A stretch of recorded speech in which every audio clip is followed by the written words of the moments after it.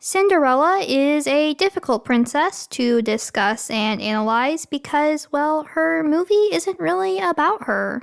There are more scenes in the film dedicated to the mice or her stepmother than scenes developing the titular character. As a result, Cinderella is either entirely forgotten about or belittled as a princess. People claim that her story promotes the idea that marrying a man is the only goal in the life of a woman, and that Cinderella has no direction in her life other than meeting and marrying the prince. Critics of the original animated film point to Cinderella's characterization in the 2015 remake as being the superior version of the character. And while I really do like this interpretation of the character, to claim that it is a better depiction of the character actually does a massive disservice to the original film and what Cinderella actually does in it. Today, I want to clear up this misconception about Cinderella's character and prove that she is actually a fairly fleshed out female character, at least by early Disney standards. What is important about Cinderella as a princess is her will to keep dreaming. Cinderella lives in terrible circumstances, and despite it all, she dreams of a better life. The film begins by explaining the circumstances of Cinderella's situation. She had a loving father, but a spiteful stepmother and stepsisters, and after the death of her father, she's stuck with them. In the live-action adaptation, they frame her decision to stay with her stepmother as one being made out of love to her late father and the home her mother created. But in the original film, she has no choice. She is a child with no other family.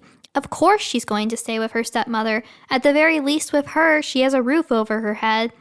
This is how a lot of people end up in abusive situations where they're taken advantage of.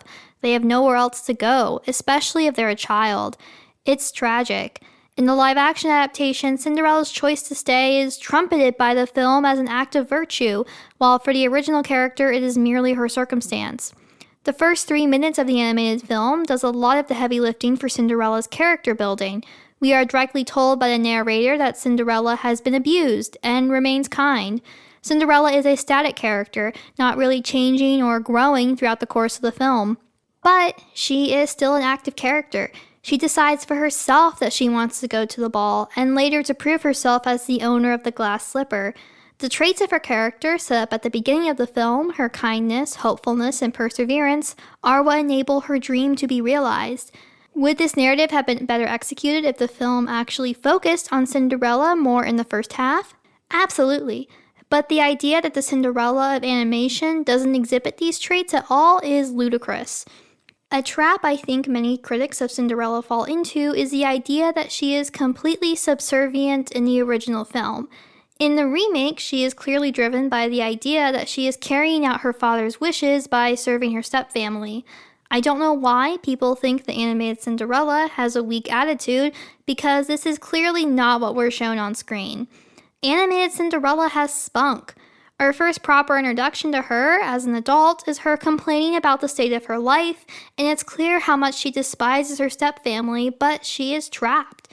She does attempt to be reasonable with her stepmother, but these attempts are shut down quickly, and it's clear that there is no negotiation in this relationship whatsoever. Several times throughout the film, Cinderella repeats orders are orders while carrying out her work. She does her best in her work to preserve what little peace in her life there is. There is very little in Cinderella's life that she has agency over, and this is where the mice serve their thematic purpose. Look, I understand and agree with the criticism that the film spends way too much time on the mice, but in regards to Cinderella's characterization, they do serve an important function. Even in her terrible circumstances where she is overworked and constantly verbally abused, she treats the animals with kindness and respect, and this kindness pays off. Because of her kindness toward the mice, they help to free her, allowing her to prove that the slipper is hers, at last giving her an out to her terrible life. Now I want to approach the subject of the ball and what it represents to Cinderella.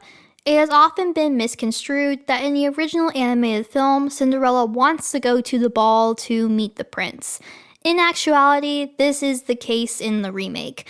That's right, the 2010s progressive remake of an outdated film actually makes a man Cinderella's motivation for the film. In the original film, Cinderella has no notions of romance until after the ball. Her desire to go to the ball is to escape from her miserable life for one night. This is her dream, the dream she wakes up from at the beginning of the film, and the one that is fulfilled by the end of it.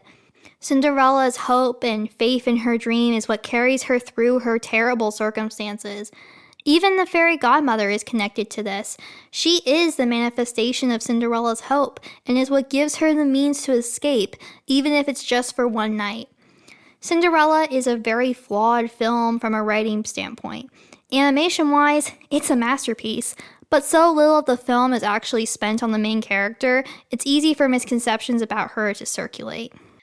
Out of all the princesses, Cinderella is definitely one of the least developed. Ever since I was a little kid, I've had a soft spot for her, even if her film wasn't one of my favorites. I hope with this brief analysis I was able to illustrate the strong points of her character. Even still, I would argue that Cinderella is more of a representation of an idea rather than being an actual character. And what is that idea? That dreams are powerful and being a dreamer is an essential part of being human. Even with all of the terrible things in her life, Cinderella never stopped dreaming, and ultimately, her dreams came true. Thank you so much for watching. Be sure to subscribe and follow me on Twitter, and I'll see you in the next video.